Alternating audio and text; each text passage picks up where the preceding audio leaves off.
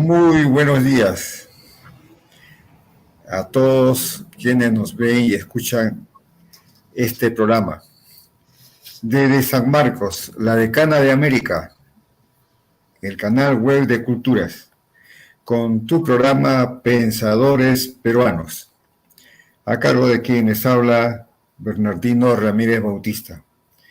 En esta oportunidad tenemos al doctor Carlos Aquino Rodríguez, nuestro invitado. Él nos va a hablar sobre las nuevas relaciones Asia-Pacífico. Bien, puedo decir del doctor Carlos Aquino, que es magíster y doctor por la Universidad de Kobe, Japón, profesor de Economía Internacional, especialista en Economía Asiática.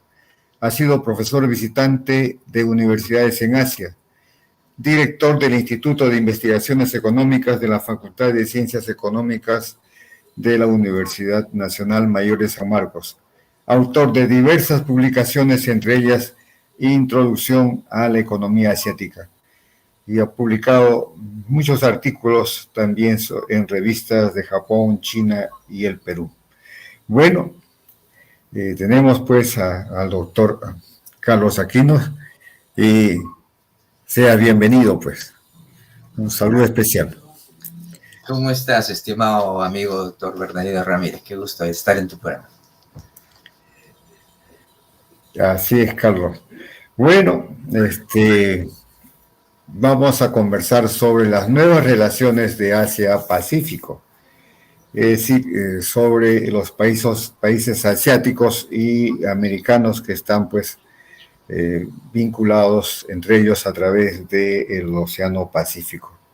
Actualmente sabemos que existen unas 21 economías miembros, ¿no? Entre ellas está Brasil, Australia, Brunei, Darussalam, Canadá, Corea, Chile, China, Estados Unidos, Filipinas, Hong Kong, Indonesia, Japón, Malasia, México, Nueva Zelanda, Papúa Nueva Guinea, Perú, Rusia, Singapur, Taiwán, Tailandia y Vietnam.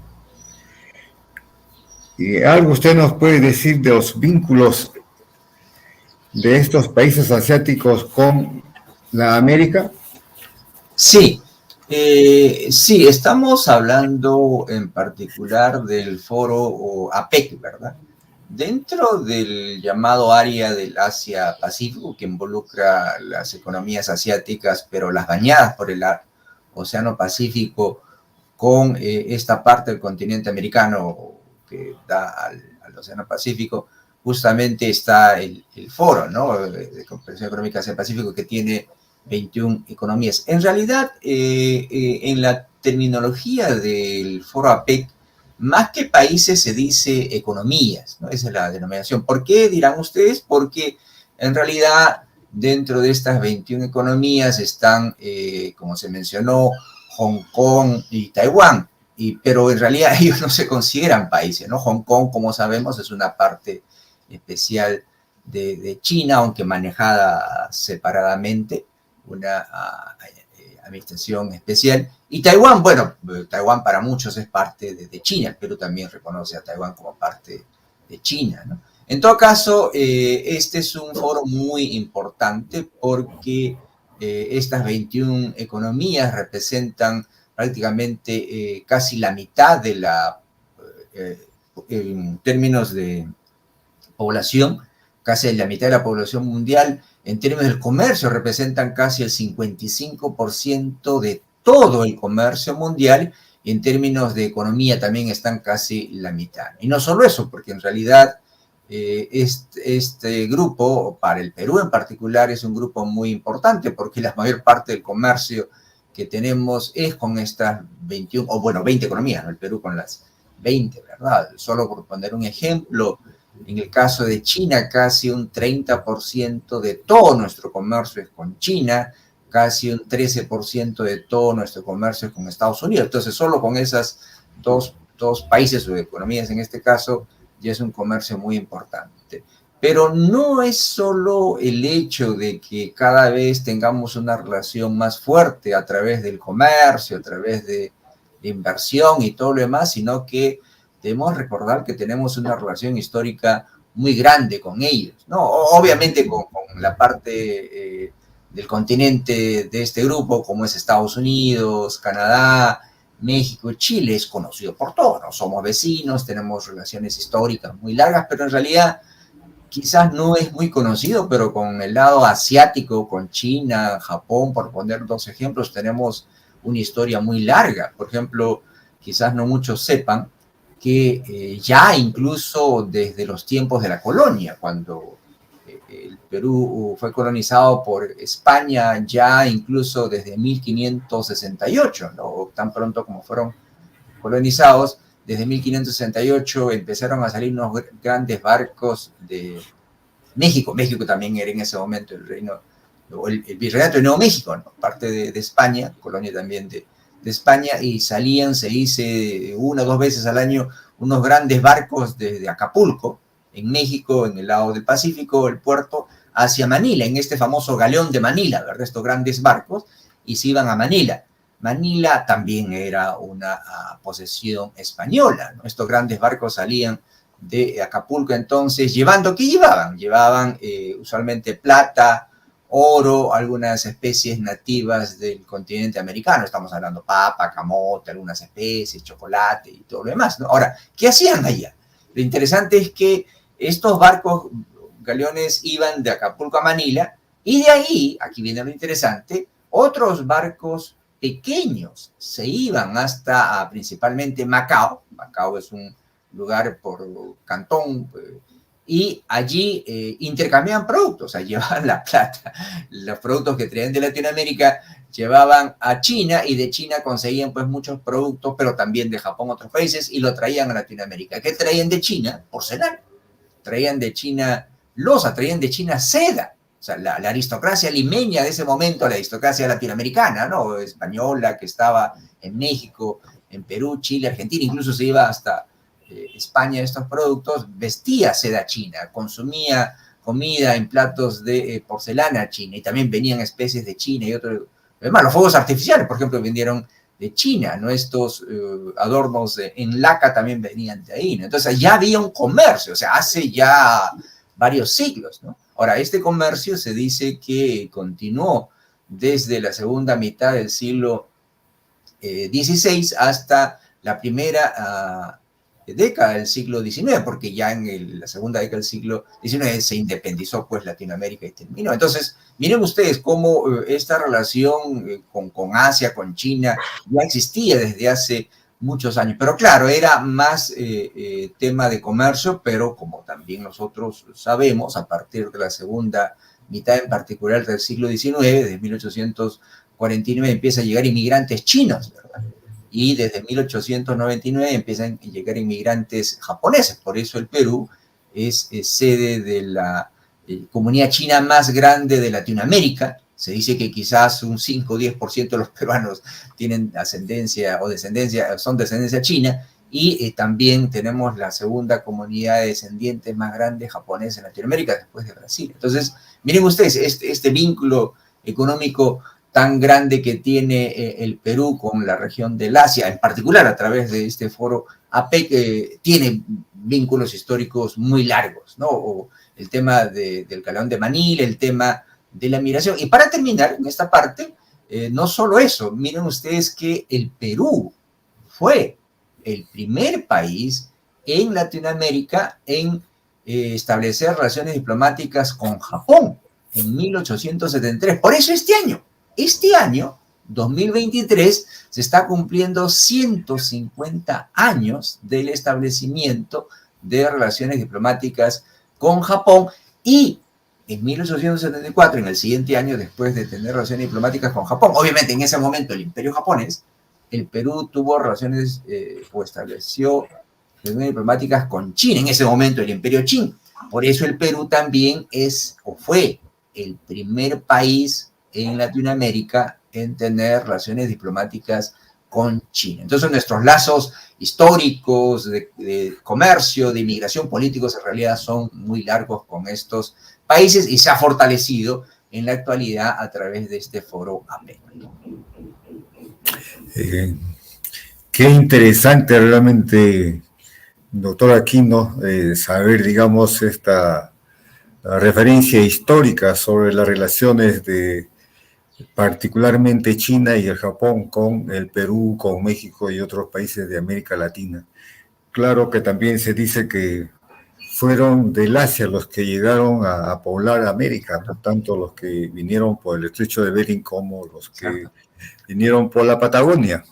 Y recordamos, como usted bien lo ha dicho, ¿no? Desde la colonia, cómo los vínculos con el Asia se fueron estableciendo y cada vez más fuertes. Ya en 1800, ¿qué le digo? Pues, ¿no? El siglo XIX, o sea, en el periodo del auge de la explotación guanera en el Perú también llega, pues, los chinos, ¿no? Sí. De Cantón, y llegan a trabajar en las islas guaneras, luego en las haciendas azucareras, algodoneras, posteriormente en la construcción de ferrocarriles, etcétera. Realmente ellos ya, pues, se establecen en el Perú, son peruanos, aunque en la guerra con Chile tuvieron, pues, doble participación, al lado de uno u otro ejército. Bueno, también se debía a la forma como explotaban a los chinos en el Perú, así como Japón, ¿no? Que llega ya a fines de ese siglo, del siglo XIX, pero se establece también en el Perú.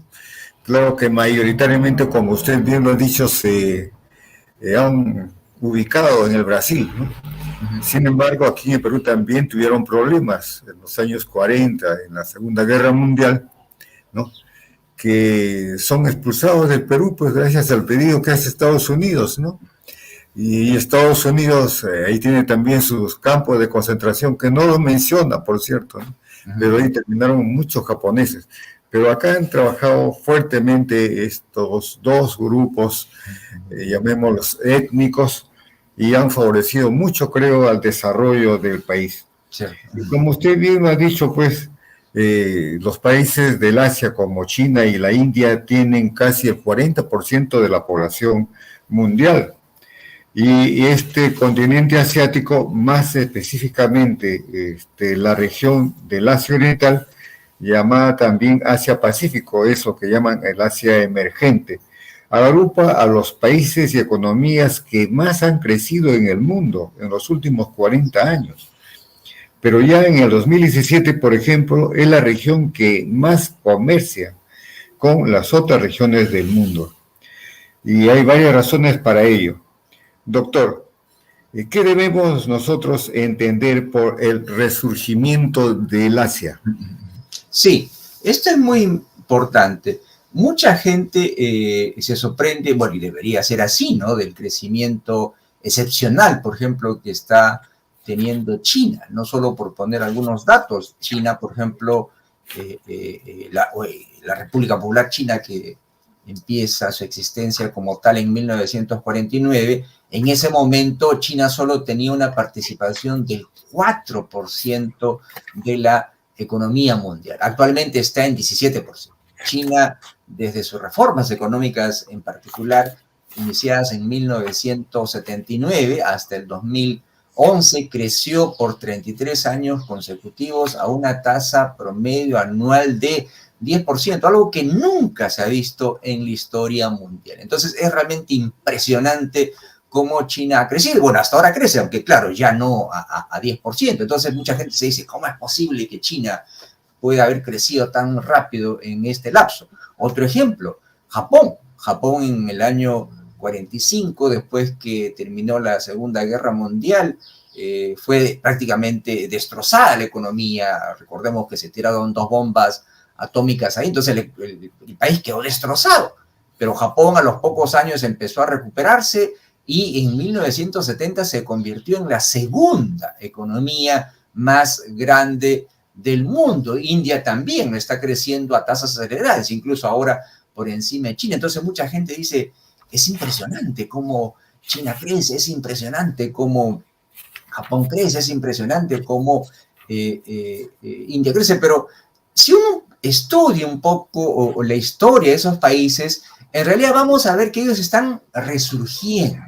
Y por eso quizás no debería sorprender mucho. Yo soy profesor de Economía Internacional, Desarrollo Económico en la Facultad de Economía y también enseño el curso, por ejemplo, de economía asiática, incluso economía comparada hacia Latinoamérica, ¿no? Entonces yo, cuando mis alumnos me preguntan, profesor, ¿cómo es posible que China crezca tan rápido? Yo les digo, bueno, en realidad habría que ver lo siguiente. China, si bien es cierto, en el año 49 representaba solo el 4% de la economía mundial, China, debemos saber todos, que probablemente el siglo VI, VII, hasta el siglo XVII, incluso hasta el siglo XVIII, era sin ninguna duda la potencia más avanzada del mundo. Recordemos que en el siglo XIII, XIV, los chinos ya tenían pólvora, tenían imprenta, tenían papel, ¿no? Brújula.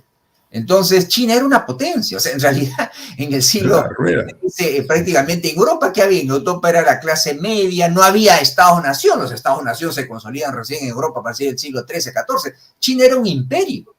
Entonces, la pregunta es, ¿qué pasó con China? China incluso hasta antes de la Revolución Industrial, recordemos que la Revolución Industrial empezó en Europa Occidental a fines del siglo XVIII, China incluso hasta esa época representaba 1/3 de la economía mundial. Lamentablemente, China cayó. O sea, de 1/3 de la economía mundial a comienzos del siglo XIX, solo cayó 4%. Entonces, lo que China está haciendo es resurgir. Lo mismo India. India, en realidad, en el siglo XIII, XIV, era otras grandes potencias. Si no, en realidad, examinamos por qué los europeos empezaron a ir hacia Asia a partir del siglo XVI, XVII, XVIII, por las grandes riquezas que había, por la seda, por la porcelana china, por los textiles que había también en el algodón que había en India. Entonces, por eso digo, Asia está resurgiendo. Lamentablemente, Asia cayó por diversas razones, se cerró al mundo, sus líderes quizás pensaron que eran...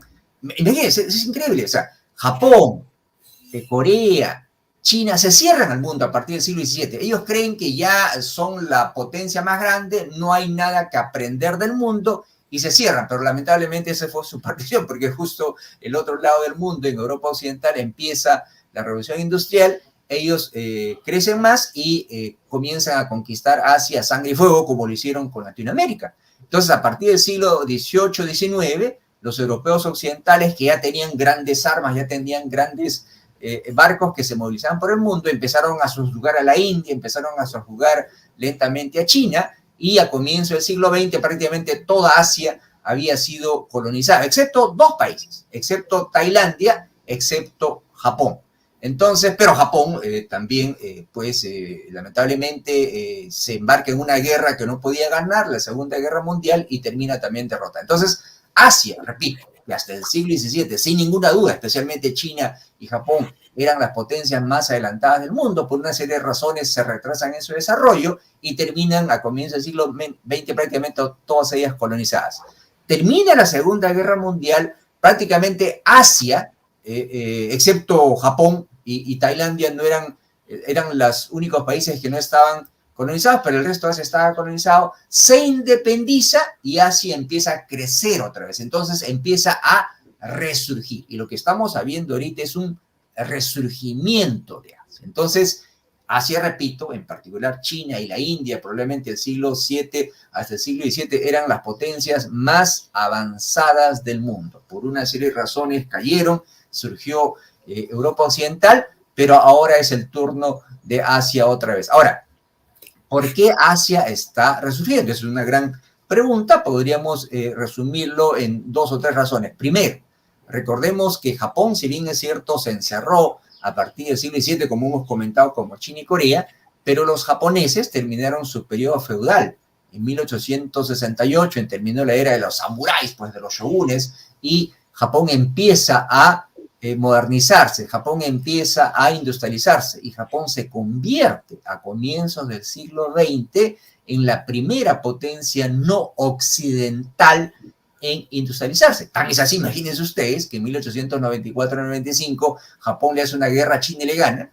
En 1904 y 1905 Japón le hace una guerra al Imperio Ruso y le gana, y Japón se siente tan fuerte que en 1941 ataca a Estados Unidos en Pearl Harbor y se involucra en la Segunda Guerra Mundial. Entonces, Japón empieza un proceso de industrialización. Lamentablemente, Japón se involucra en la Segunda Guerra Mundial y es derrotado. Entonces, los asiáticos empiezan a modernizarse porque empiezan a absorber la tecnología occidental como lo hicieron los japoneses, pero ahora ya, después de la Segunda Guerra Mundial, obviamente con fines pacíficos. Ahora, ¿por qué Asia está destinado a ser la sede de las economías más grandes del mundo? Hay varias razones. Primero, porque está resurgiendo Asia. Ya lo era. O sea, ya lo era. O sea, no es nada nuevo. O sea, no es nada nuevo para Japón, para India, para China ser potencia. Ya lo era. Pero por diversas razones dejaron de ser. Primero. Segundo, tienen la población. O sea, China tiene el 18% de la economía de la población mundial. India también tiene 18%, y según todos los cálculos que seguro hemos leído en los últimos años, la población de la India ya lo va a pasar a la China, ¿no? Este año. Entonces, solo entre estos dos países, la India y China, tienen casi el 40% de la población mundial. Está también Japón y está una serie de países. Indonesia, por ejemplo. Indonesia es un país que mucha gente no conoce, pero recordemos que Indonesia es el cuarto país más poblado del mundo, con 270 millones de habitantes. Entonces, todos estos países tienen una población muy grande, están aprendiendo de la tecnología occidental, algunos de ellos tienen recursos naturales y por eso, si uno revisa las estadísticas de los grandes centros de investigación, del Banco Mundial, el Fondo Monetario Internacional, todo indica que para el año 2050, entre las 10 economías más grandes del mundo, entre las 5 economías más grandes del mundo, estará sin ninguna duda China, estará India y probablemente Indonesia. Entre las 10 primeras estará Japón. Entonces, por todas estas razones, nosotros decimos el resurgimiento de Asia. No hay que sorprenderse el crecimiento económico asiático, ya lo era. Por diversas razones, cayeron, la revolución industrial no empezó en Asia, sino en Europa Occidental.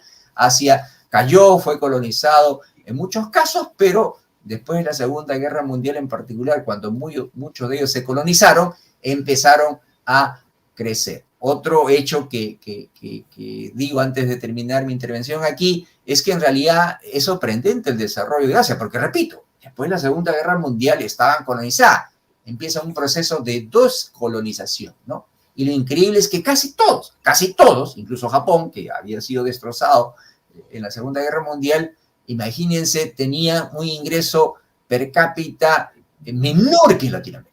Eran más pobres que Latinoamérica. Y cómo ellos nos han pasado sobremanera. Japón es una potencia industrial con más de $35,000 per cápita. Corea también lo mismo. Taiwán también lo mismo. Y cómo nos han pasado a Latinoamérica de lejos, que repito, hace 70, 80 años en promedio Latinoamérica, que ya teníamos, para la Segunda Guerra Mundial, Latinoamérica tenía por lo menos 120, 30 años de independencia. Imagínense, qué ironía, ¿no? El año pasado hemos cumplido, muchos países en Latinoamérica, 200 años de independencia.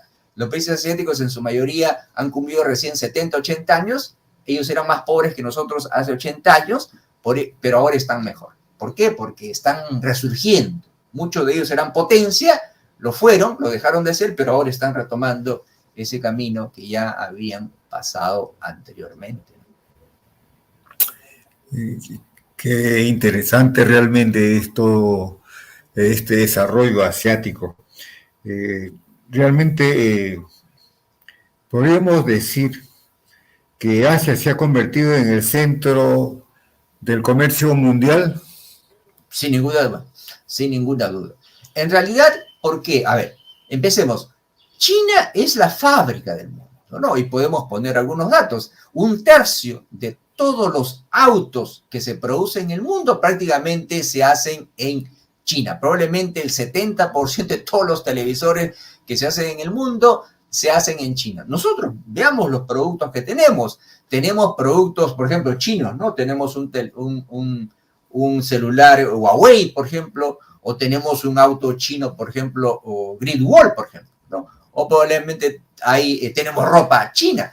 Pero incluso, revisen ustedes bien, incluso si no tienen un producto chino, por ejemplo, alguien dirá, yo tengo Samsung, pero miren atrás dónde se hace ese celular, se hace en China. Probablemente algunos tengan un iPhone, que dicho sea de paso, el iPhone, este celular, es probablemente el aparato tecnológico pequeño más sofisticado del mundo. ¿Dónde se hace eso? El 98% se hace en China. Hace 3 años todos se hacían en China, ahora se están empezando a hacer en Vietnam, se están empezando a hacer en la India, pero muchos de los productos que nosotros tenemos que nos rodean o que usan o tienen nuestros amigos vecinos están hechos en China, pero no solo en China, no solo es la fábrica China, es la fábrica Asia, porque claro, en China se hace un televisor, pero si ustedes revisan, probablemente esas partes y componentes vienen de Corea, vienen de Japón, vienen de Taiwán, entonces por eso es la fábrica del mundo. Y como es la fábrica del mundo, y el comercio mundial es mayor, casi gran parte de lo que nosotros consumimos no es hecho en el Perú,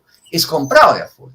Entonces, al ser China y Asia la fábrica del mundo, obviamente son el centro del comercio mundial. Y esto va a continuar. ¿Por qué? En el caso particular de China, esto fue porque, claro, como tenían mano de obra barata, China se abre al mundo en 1979, ofrece su mano de obra barata, ¿verdad? ¿Quién puede competir con la mano de obra barata? Entonces, los productos chinos empezaron a inundar el mundo porque eran hechos en forma muy barata. Pero en realidad, en la actualidad, esa no es la razón única. Yo conozco China muy bien, yo estudié en Japón, como se mencionó, en 1985, y en 1989 fue la primera vez que estuve en China. China recién se abría, China recién solo tenía 10 años, ¿no? Ahora, en realidad, la mano de obra china ya no es tan barata. No solo eso, imagínense ustedes, aquí viene una cifra muy interesante. En 1979, cuando China se abría al mundo, la mano de obra china en promedio era casi un tercio del costo de la mano de obra mexicana. ¿Se pueden ustedes imaginar, escuchen bien, que la mano de obra china ahora en promedio es más cara que la mexicana? Es así. Ahora, ¿por qué dirán ustedes? ¿Por qué el costo de la mano de obra china subió? Claro, si en China producen mucho, obviamente hay empleo, ¿verdad? Van las fábricas ahí extranjeras o en todo caso las mismas empresas chinas comienzan a contratar muchos trabajadores chinos, obviamente mucha demanda por trabajo, sube el costo de la mano de obra china. Entonces China ya no es el país con la mano de obra más barata del mundo. De hecho, ustedes van a China y algo que sería impensable hace 40 años, ustedes van a China ahora y, por ejemplo, pueden encontrar un polo barato hecho en Indonesia, por ejemplo, o una zapatilla, por ejemplo, barata hecha en Vietnam, porque la mano de obra es más barata ahí, ¿no? Entonces, China se ha consolidado, al comienzo se consolidó como la fábrica del mundo por la mano de obra más barata, ya no lo ves, pero sigue siendo China un centro de la producción mundial. ¿Por qué? Ya no tiene la mano de obra barata, pero recordemos que China pues tiene todo un ecosistema, como decimos, ¿verdad? Para hacer un producto. Para hacer un producto no solo se necesita mano de obra barata, necesita toda una infraestructura, ¿verdad? Puertos, aeropuertos, vías de comunicación, vías eléctricas, infraestructura, lo que sea. Primero. Segundo, necesitas mano de obra calificada. Al comienzo China, ¿qué es lo que hacía? Solo ensamblaba, ¿verdad? Venía un televisor en pedazos, lo ensamblaba. Ahora no, China está produciendo en forma creciente productos por su cuenta. Por ejemplo, un celular Huawei, sofisticado, ¿verdad? Eso es una empresa china, ¿no? Entonces, automóviles chinos, son automóviles chinos, aunque claro, tienen partes y componentes japoneses, todavía tecnología coreana también, pero cada vez más partes y componentes son hechos en China. Entonces, China no solo tiene un ecosistema de infraestructura, de mano de obra cada vez más calificada, sino cada vez de tecnología propia. Por eso China sigue siendo la fábrica del mundo, a pesar de que ya no tiene la mano de obra más barata. Pero repito, no es solo China, es también Japón, es también Corea, es también Taiwán, es también Malasia, es también Indonesia, y se supone que a partir de ahora va a ser la India. Todo el mundo dice que es probable que también India se consolide como una China, ¿verdad? Un centro de la producción mundial, aunque en realidad no va a ser tan fácil, ¿no? Porque a India todavía le falta la infraestructura, le falta las redes de carreteras, de autopistas, de puertos, aeropuertos, para que las empresas vengan, produzcan y saquen sus productos. Por ejemplo, solo termino con esto. Ahora, de los 10 puertos más grandes del mundo, más modernos del mundo, 7 están en China. Y otra cifra más. El 75% de las vías férreas de alta velocidad, de los trenes bala, están en China. Para que se den ustedes cuenta de cómo China se ha desarrollado y cómo se está consolidando en la fábrica del mundo, que repito, es probable que si las cosas siguen bien y los indios hacen las cosas bien, India también podría ser la próxima China, porque tiene la población, tiene el territorio y también India tiene una tradición de haber sido, siglo antes, también una gran potencia. Efectivamente, doctor Aquino, yo estaba en China y he podido ver, por Claro, ejemplo, el tren bala, ¿no? exactamente. Son 300 kilómetros por Por hora, hora, sí, son increíble. velocísimos, ¿no? E incluso el aeropuerto chino que está en Pekín Sí, sí, tiene sí. un ferrocarril que va por el centro del aeropuerto, imagínate, ¿no? Sí, Es sí, sí, sí. inmenso, inmenso. Igualmente los edificios, ¿no? Y he visto edificios, por ejemplo, que tienen 12, 13, 14 pisos y alrededor de él hay otros edificios similares, unos Cierto, 7. Y eso cierto. se multiplica por los valles, por las ciudades.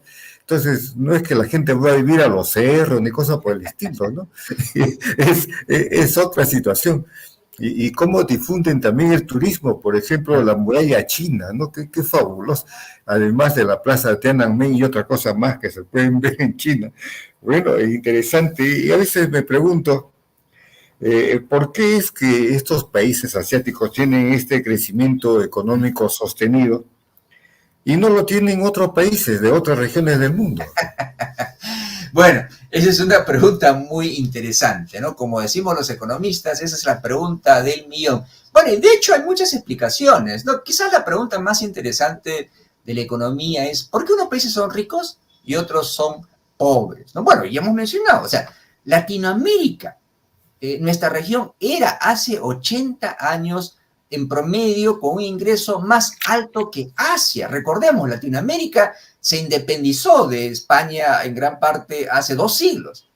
Hace 80 años recién los países de Asia, excepto Japón y Tailandia, eran colonias, eran dominadas por las potencias occidentales, entonces eran más pobres. Ahora, ¿cómo lo hicieron? A ver, vamos a tratar de dar algunas pautas, ¿no? Primero, yo creo que lo más importante es la construcción de un Estado que sea capaz de impulsar un desarrollo económico. Yo creo que esto es muy pertinente a la situación, por ejemplo, que tenemos ahora en nuestro país, ¿no? A ver, ¿por qué los estados en China, en Japón, en Corea, en Taiwán han sido capaces de promover, impulsar el desarrollo económico? ¿Por qué han sido capaces de desarrollar esa infraestructura que acabamos de comentar? ¿Por qué son capaces de construir esos grandes puertos, aeropuertos, autopistas y todo lo demás? Primero, porque son estados eficientes, son estados meritocráticos. O sea, los que ingresan a trabajar al Estado en Japón, en Corea, en Taiwán, la mayoría de estos países que nosotros hemos mencionado, son gente que ingresaba a trabajar por un concurso público. Hay una meritocracia. Solo los mejores ingresan a trabajar. Ingresar a trabajar al Estado en esos países es más difícil que ingresar a San Marcos, que sabemos solo de 10 ingresan uno nada más. Entonces, hay una meritocracia, solo los mejores ingresan. Lamentablemente en Latinoamérica no es así, salvo como es el caso del Perú. En el Perú ingresa el amigo del jefe del partido político, el militante del partido político que llegó al poder, ¿no? Y lo peor es que ingresan los peores, ¿no? Y hemos tenido ejemplos recientes de esto. Entonces, para comenzar, hay una gran diferencia. Si el Estado no es capaz de recolectar la mejor gente, ¿qué tipo de políticas públicas queremos que los gobiernos hagan? ¿Qué tipo de eficiencia queremos que sean las políticas públicas? Solo por poner un ejemplo, ¿no? Por ejemplo, en China, por ejemplo, dicen, el gobierno chino dice, bueno, necesitamos construir un aeropuerto. Entonces ya vamos a tener ese terreno y a partir del próximo año empieza la construcción. ¿Qué ha pasado con el Perú?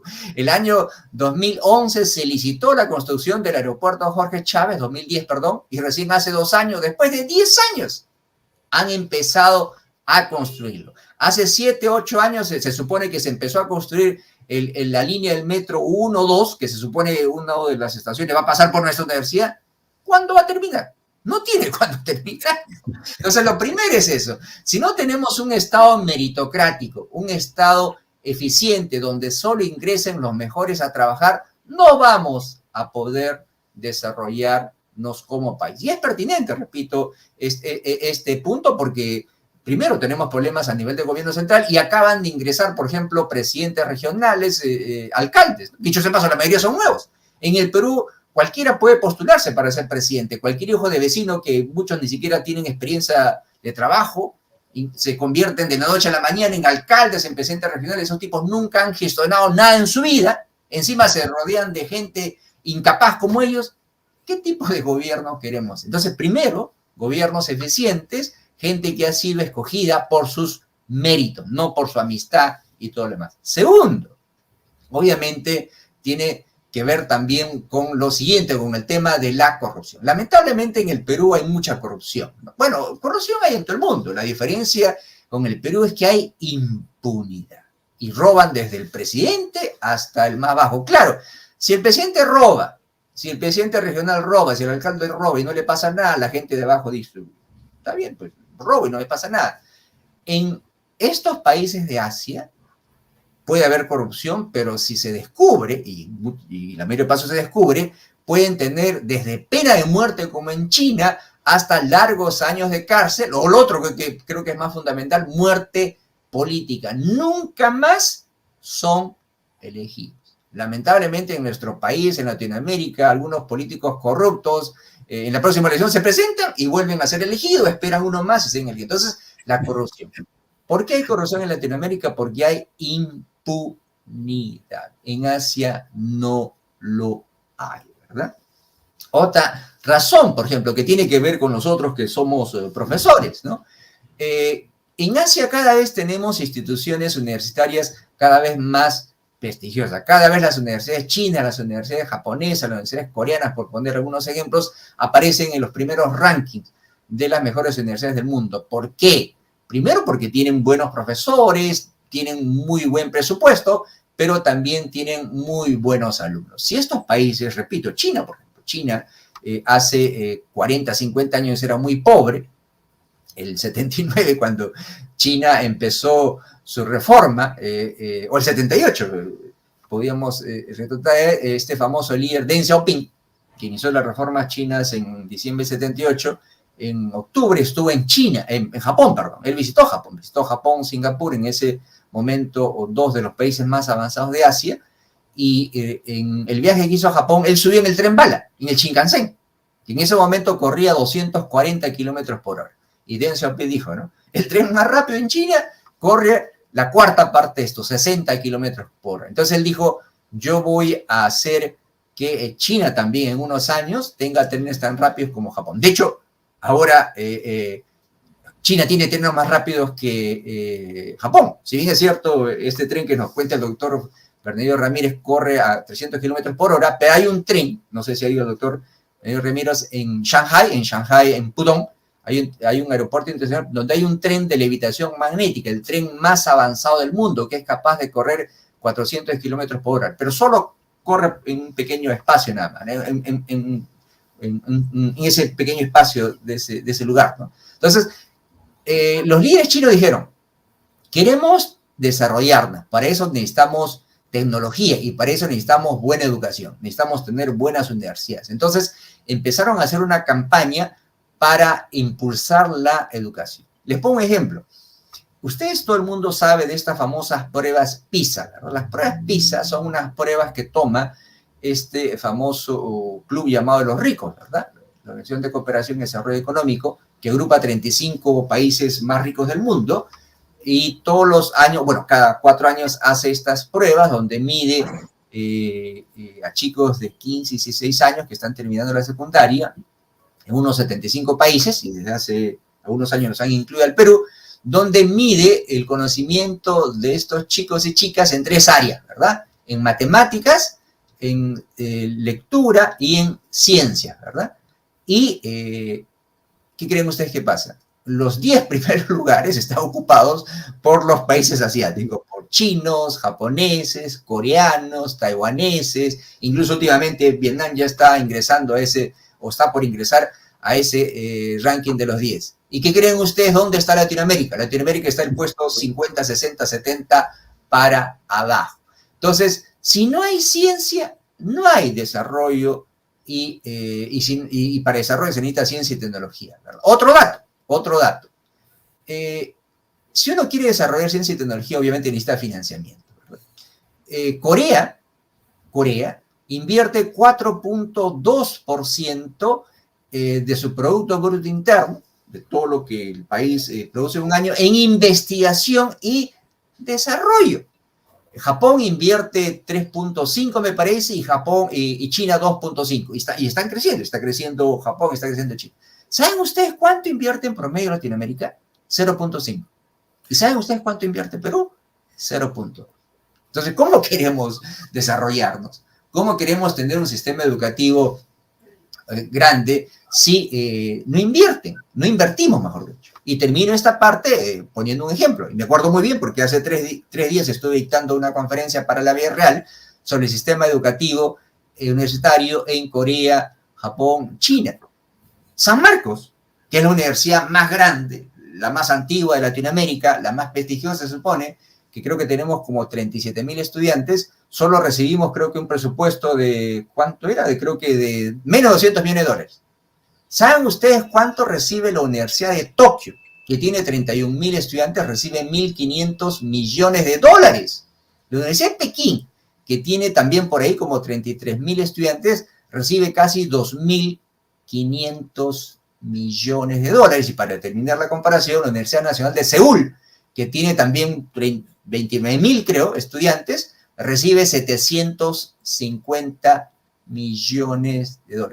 Todas estas universidades, repito, que tienen estudiantes más o menos del tamaño de nuestra universidad, incluso menos, reciben desde 5 hasta 10, 20 veces más que nosotros. Entonces, ¿cómo queremos desarrollar ciencia y tecnología si no nos dan las herramientas justamente para hacer eso? Entonces, si me preguntan cuáles son las razones para que estos países asiáticos se hayan desarrollado, menciono 3, ¿verdad? Meritocracia. Si no tenemos meritocracia, no vamos a tener funcionarios capaces y acompañados, por supuesto, de un combate a la corrupción frontal. Y segundo, un sistema educativo eficiente. Sin un sistema educativo eficiente no se puede desarrollar ciencia y tecnología y no podemos, por ejemplo, nosotros transformar los productos naturales que tenemos y vamos a hacer siempre lo que hacemos hasta ahora, ¿no? Mandar nuestro oro, nuestro hierro, nuestro cobre a esos países asiáticos y nos los devuelven ellos en manufacturas con alto valor agregado porque ellos han desarrollado su ciencia y tecnología, algo que nosotros no podemos hacer. Y lo último, ya mencioné, infraestructura. ¿Cómo queremos desarrollarnos si no tenemos puertos, aeropuertos? El Perú es un país desintegrado. Imagínense ustedes, para ir a Iquitos, ¿cuánto se necesita? Bueno, si vas en avión 1 hora, pero si no, un día o más.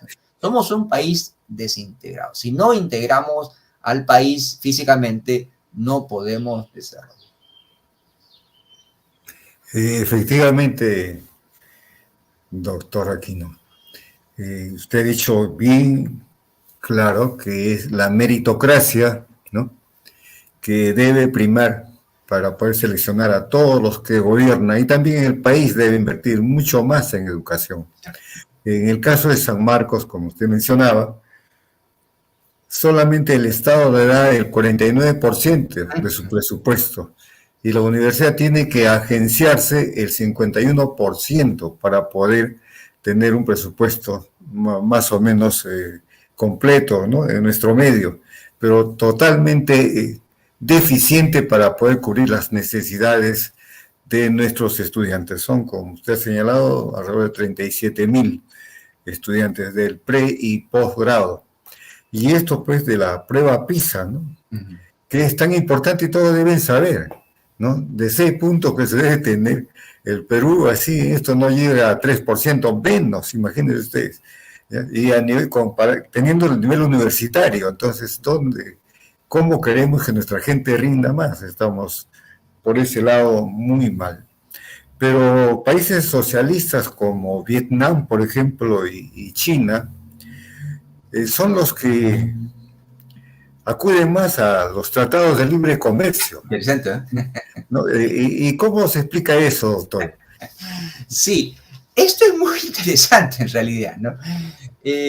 Uno tiene la idea de que, bueno, algunos dicen, no, estos tratados de libre comercio no son buenos, ¿no? Estos tratados de libre comercio, dicen, son instrumentos que usan los países capitalistas, ¿no?, para que los países pobres abran su economía y las empresas grandes de estos países capitalistas puedan, pues, meterse en esa economía y explotar los recursos, ¿no?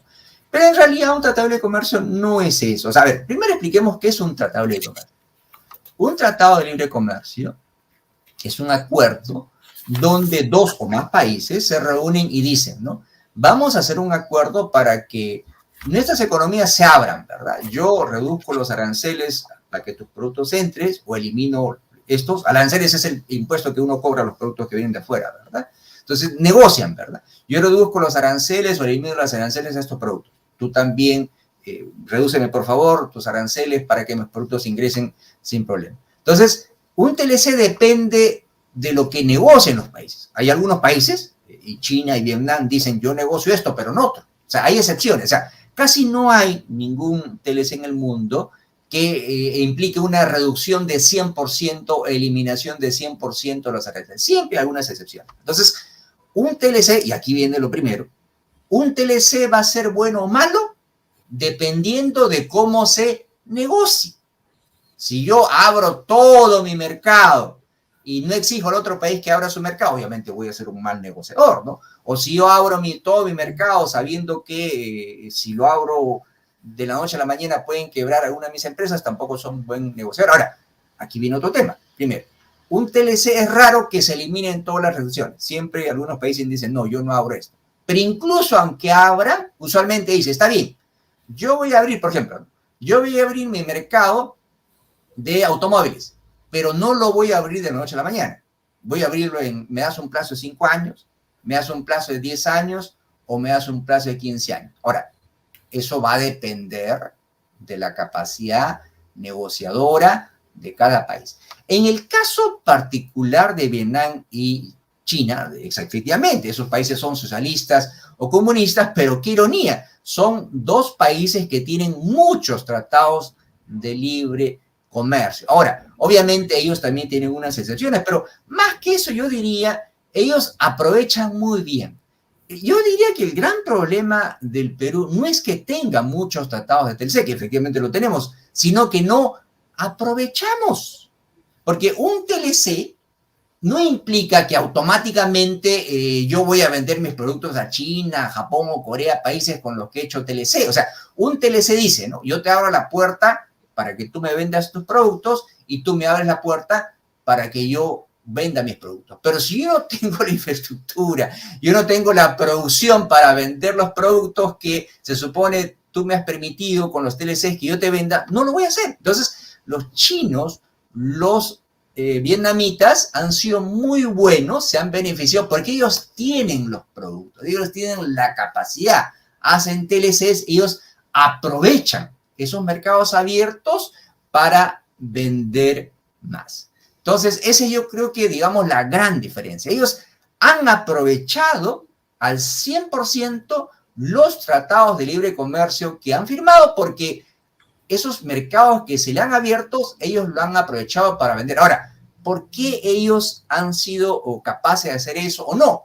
Porque obviamente han desarrollado industria, ¿verdad? Así como hemos dicho que China se convirtió en la fábrica del mundo porque el gobierno abrió el país, usó la mano de obra barata, hizo infraestructura. Hay otro componente que también es importante para que un país se desarrolle. Obviamente que hay que tener estabilidad social y política. Imagínense ustedes con lo que está pasando en el Perú, no creo que haya muchos inversores extranjeros que quieran venir, ¿no?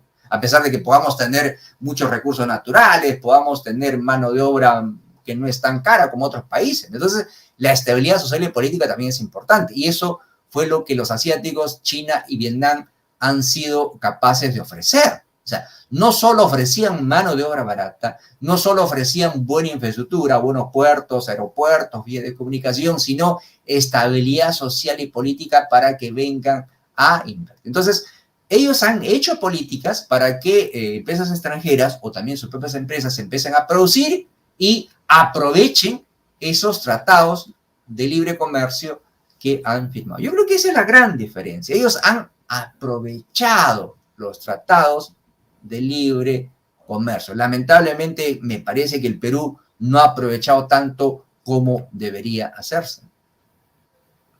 Bien, doctor. Mirando ahora un poco al Perú y su relación con China, ¿cómo es que China se ha convertido en el mayor productor de papa, ¿no? en el mundo y también de camote? ¿no? Actualmente China contribuye con más del 25% de la producción mundial de papa y el 80% de camote.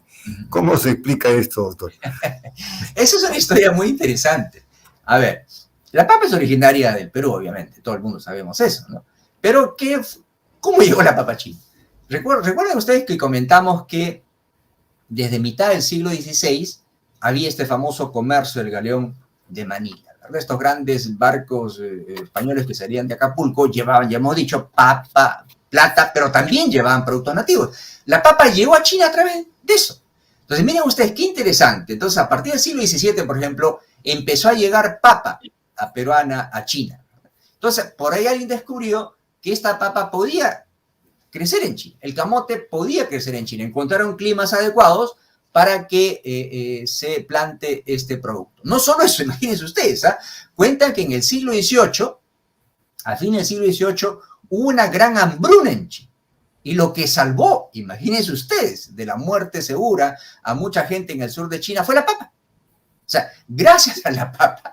No solo eso, como este producto, la papa peruana, encontró un lugar, un ambiente adecuado, un terreno adecuado para sembrar en China, empezó a producirse mucho y incluso se dice, ¿no? Terminada esta hambruna, hubo una especie de explosión demográfica en China por esa época, después de la hambruna, y eso se debió en parte importante a la papa. Entonces la papa, junto con el arroz, se convirtieron en uno de los principales alimentos, especialmente para la gente pobre, para que pueda China salir de la hambruna y no solo eso, también aumentar su producción. Entonces, esa fue la razón, ¿no? Por la que China, pues, acogió la papa. Era un producto que se adaptaba a su territorio y era un producto que permitió, pues, que la gente que se moría de hambre pueda sobrevivir y no solo eso. Se dice que incluso contribuyó a una explosión demográfica que hubo por esa época en China. Esa fue la razón en particular, ¿no? Y por eso China, pues, se convirtió en este país con inmensa población que tenemos. Ahora, en los últimos años, por supuesto, este es muy interesante. Recordemos nosotros que en 1949 habíamos dicho China era un país muy pobre, ¿no?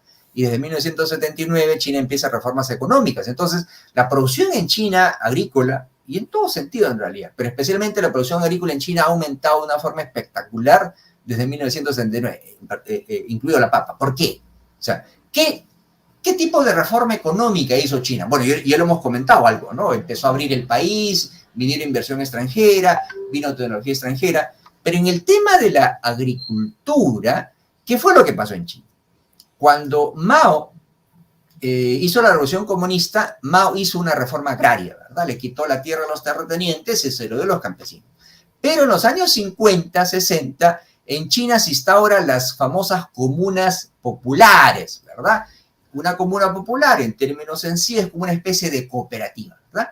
Entonces, la tierra de los agricultores se agrupó y empezó a cultivarse en forma común, ¿no? La tierra del campesino A, B, C se juntó y empezó a cultivarse en forma común.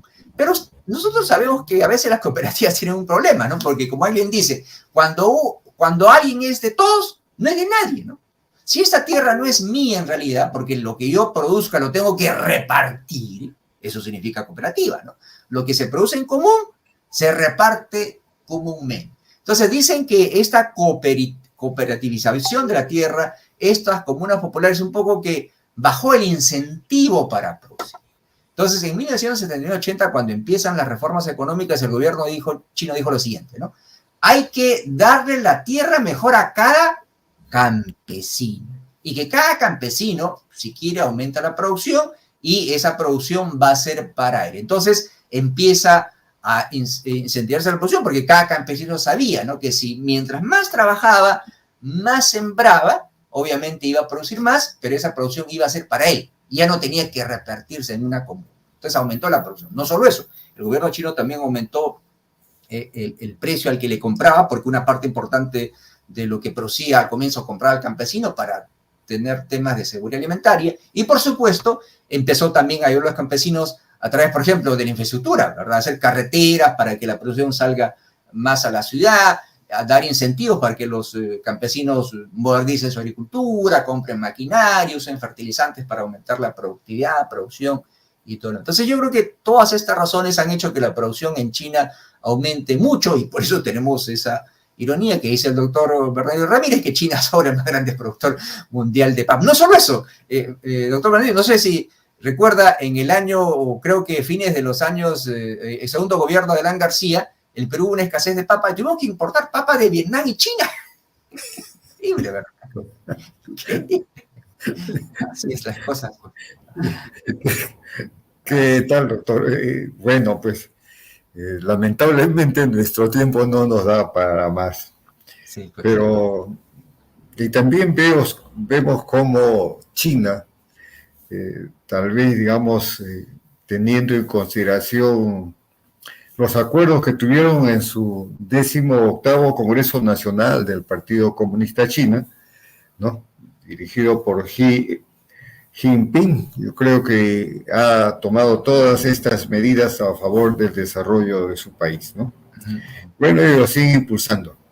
Y hay quienes dicen que China es el país del futuro. ¿Qué opina usted de ello, doctor? Sí, yo creo que China tiene muchas posibilidades de convertirse, según algunos analistas, en la potencia más grande del mundo. Bueno, razones le sobran, ¿no? China ya lo era, o sea, desde el siglo VII hasta el 2000, desde el siglo VII hasta el siglo XVIII, incluso comienzo del XIX, China era la más importante. Incluso, repito, antes de que China fuera abierta a la fuerza en 1839, 1840 por la famosa Guerra del Opio, a comienzos del siglo XIX, China tenía 1/3 del tamaño de la economía mundial. Tiene una gran población, tiene un territorio inmenso, entonces yo creo que tiene todas las posibilidades. Aunque, claro, obviamente hay algunas dificultades, como todo país, ¿no? Porque incluso algunos dudan que China se convierta. ¿Por qué? ¿Cuáles son esos problemas que tiene China? Tiene varios problemas, pero yo me voy a centrar en lo que considero quizás el problema más serio que tiene China, ¿no? Hace 10 días creo que todos leímos en los diarios, porque fue una noticia, China publicó estadísticas en que dice que la población en China el año pasado no creció, decreció. Este es un grave problema. Hay cálculos hechos por las mismas Naciones Unidas que dice que China, que actualmente China tiene, más o menos China tiene 1.411 millones de habitantes. China parece que su población ya alcanzó un pico y empieza a decrecer. Y hay muchos cálculos, especialmente este cálculo de las Naciones Unidas, que dice que para el año 2100, escuchen bien, de una población actual de 1.411 millones de habitantes, probablemente la población china caiga a 770 millones, casi la mitad. Ahora, ¿qué implica esto? Algunos dirán, bueno, ¿y qué significa esto? Significa muchas cosas. Primero, China no es un país rico. China tiene un ingreso per cápita más o menos de $12,000, ¿verdad? El Perú está a 7,000, pero los países desarrollados, como Japón, Corea, están arriba de 30,000, Estados Unidos está por 40,000, para no hablar de estos países suizos, noruegos, que tienen 50,000 para arriba. Entonces, ¿cuál es el problema?